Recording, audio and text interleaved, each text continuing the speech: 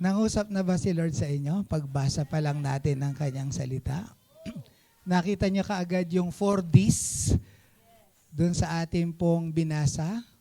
No? Yung decision, yung determination, yung desire, at yung devotion. Amen. Amen. So, the 4 Ds of deliverance and healing, number 1, decision.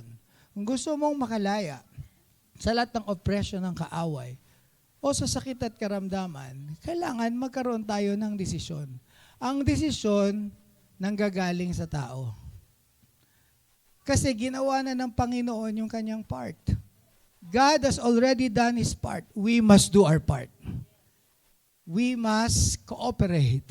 We must decide. Because God has given us the free choice, the free will. Kung hindi ka magde-decide, hindi pwedeng mag-decide ang Panginoon para sa'yo. The decision must come from us. Kaya dito, ang nangyari, when he heard, nung narinig ni Bartimaeus that it was Jesus of Nazareth, he began to cry out. Nag-decide na kaagad siya. Si Jesus pala yun. Kailangan sumigaw ako. Amen po ba?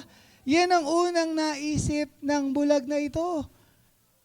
Pagkakataon ko na to para makakita at makalaya sa pagkakabihag sa sakit na ito at sa kalagayang ito. Dumadaan daw ang Panginoong Hesukristo, no? He has decided to shout. Sabi niya, Jesus, Son of David, have mercy on me. Amen po ba?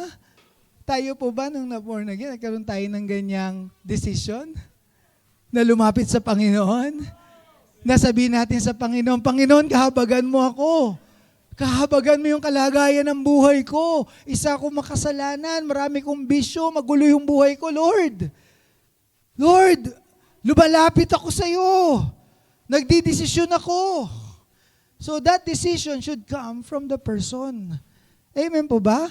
Kaya yung ating pagpawater baptize, no? Pag na-water baptism tayo, is our decision to follow the Lord Jesus Christ no matter what.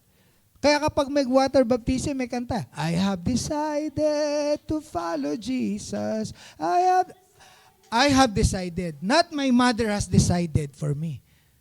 Amen po ba? Ikaw mismo, hindi ka tinulak, ikaw mismo ang nagdesisyon. Kaya yan ang unang-una sa paglaya. Kaya ako, tinatanong ko sa mga nagpapapray, nagpapadeliverance, no, gusto mo bang lumaya? Kaya pag sinabi, sa totoo lang, Pastor, yung nanay ko lang may gustong lumaya ako eh. Kaya ako nandito eh. Hindi po ba?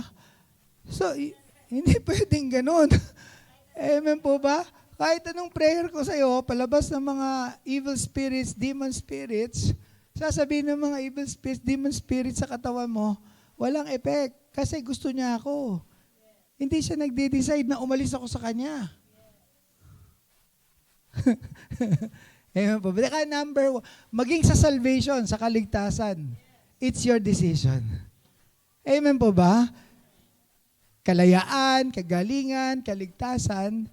Kasi nung marinig ni Bartimeo na dumadaan si Jesus, nag-decide siya. Sabi niya, Jesus, Son of David, have mercy on me.